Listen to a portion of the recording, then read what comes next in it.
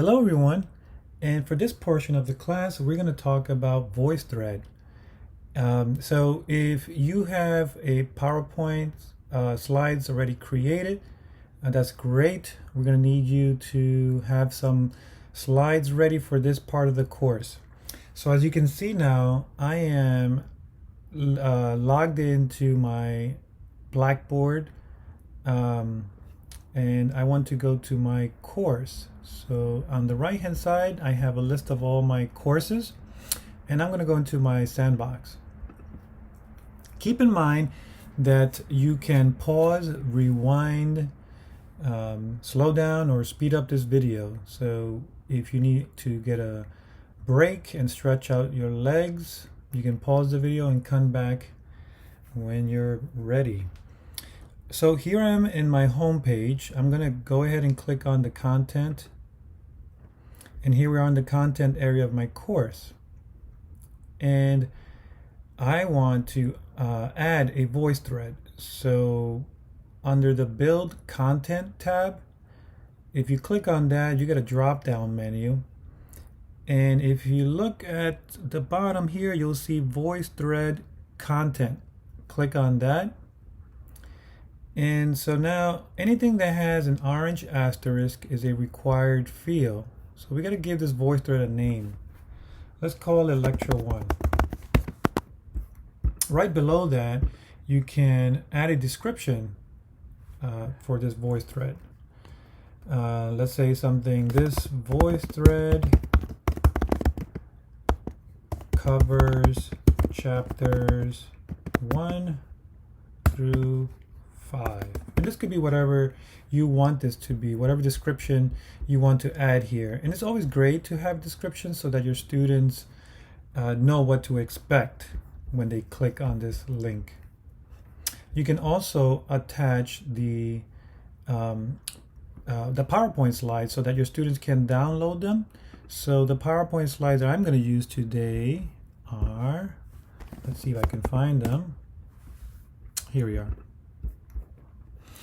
And so attaching these PowerPoint slides will allow your students to download those slides if that's what you want to do. Now here you can control the date of when this voice thread gets released and until when it is visible to your students. At the bottom right, you want to go ahead and click on the Submit button. I'm happy with my settings. And now Blackboard always adds or puts everything at the bottom. So let's go down to the bottom. There it's my voice thread. As you can see, it has the PowerPoint slides attached. So if my students want to download the slides, they can do it that way. Now notice the icon, it's VT. This is the voice thread icon. This is how you will be able to identify your voice threads. All right, so this is only a link, but it's empty. We haven't added our slides yet. We only added the slides here for our students to download, but we want to add our slides into the voice thread. So let's click on the title, and this will take us to the voice thread. Now, here we have three options: the course view, individual voice thread, or home. We want to choose individual voice thread because this is a lecture video that we are uploading, right? So we only want to show this individual voice thread. If you forget which one to choose, you can hover over the little I, and this will explain to you what each option means. So for individual, this means this will display a single voice thread. And that's what we want. We only want to display the voice thread that has the lecture slides and your audio, right? So let's click individual voice thread. And so if you've never created a voice thread before, this will be empty on the left hand side here. But as you can see, I've created many voice threads, so I have many voice threads there to choose from. So the first thing you will need to do is click on Create New Voice Thread and click on that button. Then you're going to have this icon, which is to add media. Right? So now you have to add media to your VoiceThread. So we click on this icon. Now you have several options here. You can upload from your computer. You can search from the media sources like Google Drive, and there's others there that you can check. You can do an audio recording of yourself. You can take a selfie, a webcam photo. You can do a video recording of yourself, similar to a talking head video, which would be a top of your head to your shoulders. You can also add a URL or a link. More specifically, it could be a YouTube video, if that's what you want to do. In this case, we're going to choose my computer. So let's click on my computer. Now it's going directly to my downloads folder. And I'm going to search now for my PowerPoint slide. And there it is. I'm going to click on that. Now keep in mind, if you are a Keynote user, that VoiceThread does not accept Keynote presentations. You will have to convert your Keynote presentation to either PDF or PowerPoint format. I just enter a title. We call it Lecture 1. You can also enter a description if you like. This is optional. You can also add tags, and tags will help you find your VoiceThread. And this is also optional. Now I'm going to take a quick look at my playback options. So let's click on that. And from here, I'm happy with these settings. This is not a discussion. This is just a video lecture. So I don't want my students having threaded conversations or discussions. I don't want students to add their slides. You can go through these settings on your own. Most likely for a lecture video, you will have most of these off. These will likely affect a VoiceThread discussion. And since I'm only going to be recording my voice, I'm just going to have the microphone available. Right? You can save these as default, so in the future you don't have to keep changing these settings. I'm happy with the settings that I have now. I'm going to go ahead and click on the Save button. Notice that the gears are turning, and what that is, what's happening right now is VoiceThread is converting my PowerPoint slides to VoiceThread, right? So this will take some time depending on how many slides you are uploading. This particular presentation that I'm uploading has about 40 to 50 slides, so it will take some time. So while this is happening, I want to draw your attention to the 3 main steps. Step 1 is to add your media, which is what we're doing right now. Step 2 is then once you've added your media, then you can record your voice over each slide. So this is step 2. And then finally, step 3 is then to publish your VoiceThread to your class. And you do that by clicking Share with Class.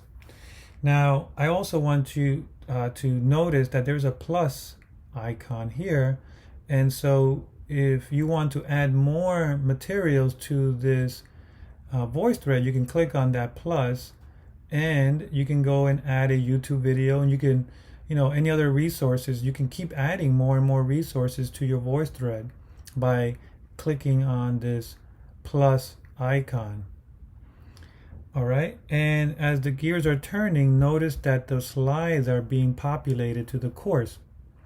Now, VoiceThread allows you to reorder your slides. For example, if I click on this slide, I want this slide to go before this one, I can do that by moving it just like that.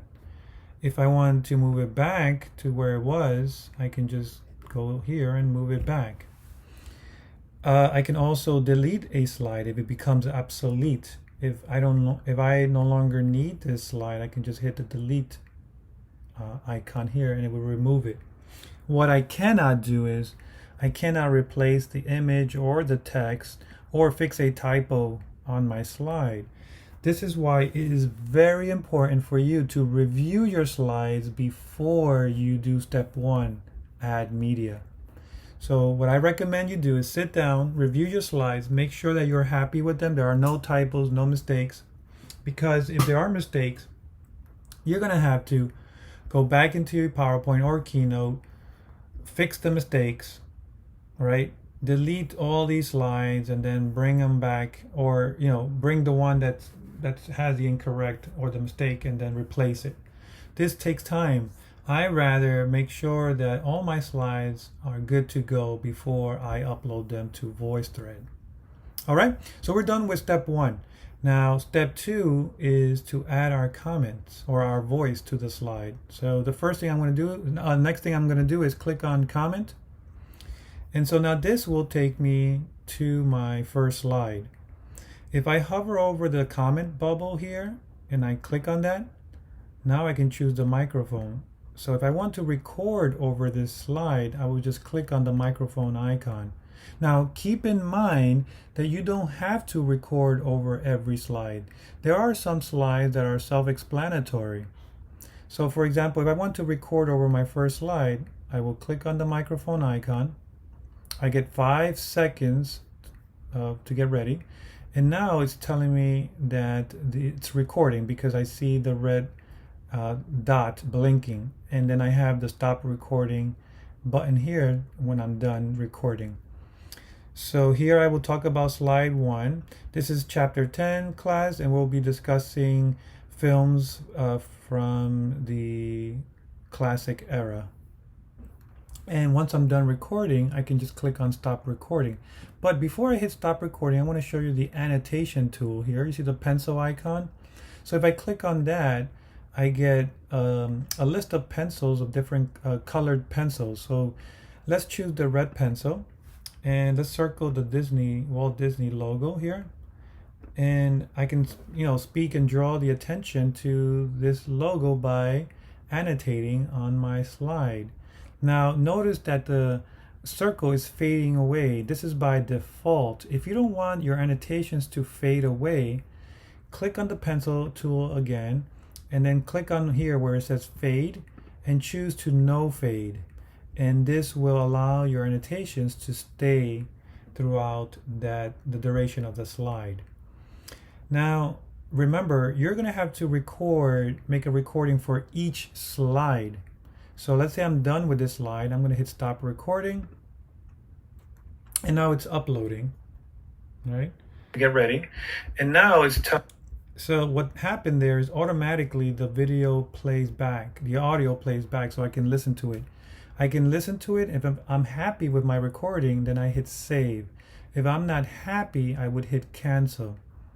Now, if I get to the end of the video and I scroll to, let's say if I scrub all the way to the end of the video here somewhere at the end, and I noticed I forgot to add something, I can click on record more, and I can add to the recording at the point that I left off. So if I hit record more, again it gives me the 5-second warning or countdown, and now it's recording again, and it's going to add to the end of that recording. So let's hit stop recording, and now again it's uploading. Get ready.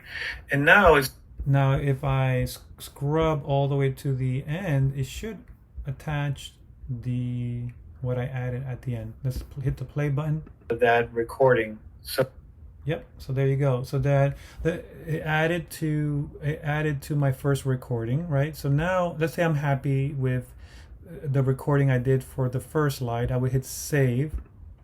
And notice that I get a little square on the side. And this is how students will know that there is a audio recording or a video recording for a slide. And this will prompt them to hit the play button right here. Get ready. And now it's telling me that it's recording because I see the red. Right. So this is how you make a recording per slide. I don't recommend that you record all the slides in one sitting, because if you make a mistake in slide 2, then you have to start over from scratch. And the reason why I like doing a recording per slide is that if I make a mistake in slide 1, I can just easily delete it and redo it. And so I don't have to redo the whole slide deck, and that will save you a lot of time. Now, if I want to progress to the next slide, here to the bottom right, there is a little arrow pointing to the right that would progress to slide 2. Notice I can go to the previous slide by clicking on the previous slide arrow, and now it takes me back to the first slide. So let's say I don't want to do a recording for my second slide because I think it's self-explanatory. So I leave it alone and I move on to slide number 3. Now, if I want to do a recording for slide number 3, I will again hover over the comment bubble, click on the microphone icon. I get my 5 seconds countdown. And now, class, we're going to talk about the history of motion pictures, blah, blah, blah, blah, blah, blah, blah, blah. Once I'm done with my recording, you will click on stop recording. And now you can preview. And now, class, we're going to talk about the history of motion pictures. And so if you're happy with that recording, again, you will click on the save button. All right. So now that we're done, let's say we're done with all the recordings, the next step is to go back to my slide deck, right? Because now we want to publish the course. And to go into your slide deck, this little icon here at the bottom that says show all, if you click on that, that will show you the slide deck, right? Now I can see all my slides. So here again, you can do some, you can delete or reorder your slides. All right. So now I want to go back to, I want now to go to step 3, which is to publish my VoiceThread. So I click on this menu option at the top left, the 3 lines, and I'm going to click on edit. So remember, we're back here to the VoiceThread. Remember, we had step 1 was to add the media. Step 2 was to comment on our slides or record our audio per slide. Now, step 3 is to share with the class or to publish our VoiceThread. So I will go ahead and click share with class. And now it's letting me know that this is the share link, and I'm not going to touch anything here. I just want to click share with class one more time, and now it says VoiceThread shared with class. Return to course. I'm going to click on return to course. Success. So this is a good sign. And lastly, I'm going to go ahead and click on the content to take me back to the content area. So I'll scroll all the way down to the bottom, and there is my VoiceThread Lecture 1. So if I want to test this to see how students will see it, now I will click on the title Lecture 1. And so now it will take me to the VoiceThread. And this is how my students will see my lecture slides. And notice that there is my little icon of myself. There is a recording for this slide, so I will click on play. Get ready. And now it's telling me that it's recording because I see the... Now as a student, I can play, skip ahead, fast forward, rewind, or move on to the next slide, and so forth. So this is how they will navigate through your slide deck. And they can go back to a particular slide. So now they're learning at their own pace, right? And they can pause, they can rewind, they can skip ahead, and so forth. So now we're done adding our VoiceThread lecture video. And from here, what you can do is, now that you have your VoiceThread, you can go back and create more if that's what you want to do. Remember the steps like I mentioned before. You will go to build content, choose VoiceThread, and continue the same process over again for every VoiceThread presentation that you're going to add to your course. Okay, now if you have any questions, please feel free to email me at Jose_Diaz1 at fitnyc.edu.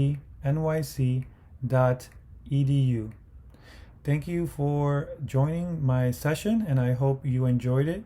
Take care now.